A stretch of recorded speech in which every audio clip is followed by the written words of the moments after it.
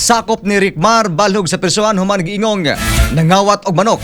Alang sa kumpleto detalye, Christian Bakyogon. XFM Report.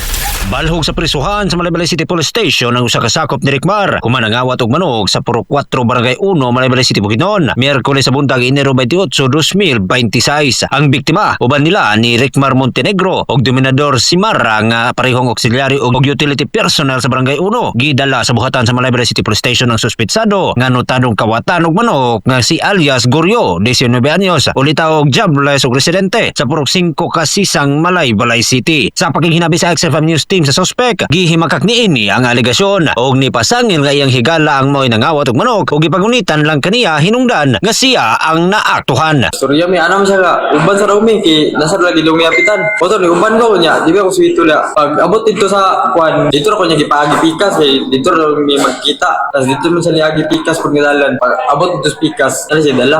Manok. Moto gipagunitan sa kuha, gipabutang sa kuha. Nakuha sa iyang posisyon ang usa ka manok nga nagkantidad og 5,000 pesos sa komprontasyon sa mga personahe sa Barangay 1. Giingong ang usa ka manok nga kalit lang nga niikyas samtang ang usa ang nagpabilin. Ilang gidala ang nasangpit nga suspect uban ang nasakmit nga manok ngadto sa Barangay Hall sa Barangay 1 alang sa verification diin positibong giila sa biktima ang maong manok nga iyaha nga gikatahong nawala sa iyahang hawla. Mga katropa, sa panahong init og ulan dapat kusog ang immune system, tomar pirmi og Santon Vitamin C. Gikan na lamang sa 101.7 XFM Bukidnon alang sa nagyusang Pilipino para sa Pilipinas, katropang Christian Bakyogon, XFM News.